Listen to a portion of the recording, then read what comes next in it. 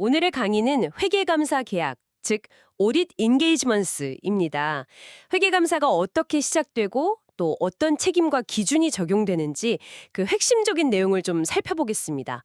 뭐랄까, 감사 보고서를 이해하거나 관련 업무를 준비하는 데 있어서 기본적인 틀을 잡는 시간이라고 생각하시면 될 것 같아요. 자, 그럼 먼저 회계감사가 시작되려면 가장 기본적인 전제부터 짚어봐야 할 것 같은데요. 누가 무엇을 책임지는 걸까요? 네, 그게 사실 가장 중요한 부분인데요. 제일 중요한 건 역시 경영진의 책임입니다. 경영진은 재무제표를 이제 해당되는 재무보고 체계에 따라서 공정하게 작성하고 또 표시할 책임이 있는 거죠. 아, 작성 책임은 경영진에게 있다. 네, 맞습니다. 그리고 재무제표 작성과 관련된 내부 통제 있잖아요. 그걸 설계하고 실행하고 또 유지할 책임도 다 경영진에게 있어요. 감사인은 그냥 이 재무제표가 제대로 작성되었는지 거기에 대해서 이제 의견을 표명하는 역할을 하는 거고요. 그렇군요. 경영진이 만들고 감사인은 의견을 낸다. 역할 분담이 명확하네요. 그럼 감사인은 그 의견 표명을 위해서 어떤 자세로 임해야 하나요?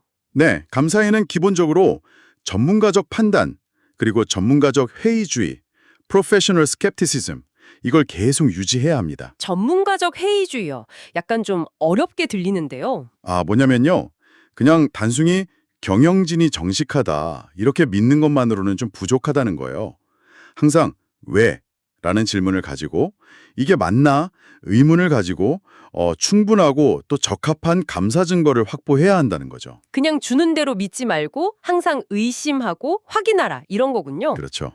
목표는 합리적인 확신, reasonable assurance를 얻는 겁니다.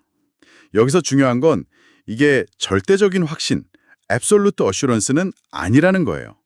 100% 보장은 아니라는 거죠. 아, 합리적이지만 절대적이진 않다. 그 차이가 중요하겠네요. 알겠습니다. 자, 그럼 감사 계약은 구체적으로 어떤 과정을 거쳐서 수락이 되나요? 아무 일에나 다 받는 건 아닐 텐데요. 물론입니다. 감사 계약을 수락하기 위한 일종의 전제 조건들이 있어요. 첫째는 그 회사가 사용하는 재무보고 체계가 있잖아요. 그게 수용 가능한지 이걸 먼저 판단해야 하고요. 재무보고 체계의 타당성. 네. 둘째는 아까 말씀드린 경영진의 책임 있죠. 재무제표 작성 책임, 내부 통제 책임 같은 거요. 이걸 경영진이 정말 이해하고 동의하는지 이걸 꼭 확인해야 합니다. 이게 안 되면 시작할 수가 없어요. 아, 그런 책임에 대한 동의가 필수적이군요. 이런 내용들은 그럼 어떻게 공식적으로 남기나요? 뭐 구두로만 하진 않을 것 같은데. 네, 보통은 감사 계약서라는 걸 통해서 공식화합니다. 계약서요? 네, 여기에는 이제 감사의 목적이 뭔지, 범위는 어디까지인지, 그리고 감사인과 경영진 각자의 책임이 뭔지 명확하게 적고요. 또 어떤 재무보고 체계를 적용할 건지, 그리고 나중에 나올 감사 보고서는 어떤 형식일지, 뭐 이런 예상 내용까지 다 명시를 합니다. 일종의 약속 문서네요. 나중에 딴소리 못하게. 그럼 계약을 수락할지 말지 결정할 때 감사인이나 감사법인 입장에서 또 고려해야 할 점들이 있을까요? 그럼요, 아주 신중하게 봐야 할 부분들이 있죠. 우선 감사 대상 회사의 경영진이 과연 청렴한가, 인테그리티, 이게 중요하고요. 경영진의 청렴성. 네. 그리고 우리 감사인이 이 업무를 수행할 만한 전문적인 역량, 컴피턴스를 갖추고 있는가, 시간이나 자원은 충분한가, 이런 것도 봐야죠. 마지막으로 가장 중요할 수도 있는데 독립성 같은 윤리적 요구사항을 우리가 준수할 수 있는가, 이걸 철저히 따져봐야 합니다. 문제가 될 만한 건 애초에 시작도 말아야 한다? 이런 거군요. 맞습니다. 위험 관리가 중요하니까요. 문제가 될 만한 의뢰는 처음부터 수락하지 않는 게 최선이죠. 네, 개별 감사 계약 하나하나도 중요하지만 뭐랄까 감사법인 전체의 품질 관리 이것도 되게 중요할 것 같아요. 정확히 보셨습니다. 감사법인은 자체적으로 품질 관리 시스템, 이걸 구축하고 또 운영해야만 합니다. 의무사항이에요. 품질 관리 시스템이요? 구체적으로 어떤 걸 포함하나요? 여러 가지가 있는데요. 예를 들면 리더십의 책임, 소위 톤 애터 탑이라고 하죠.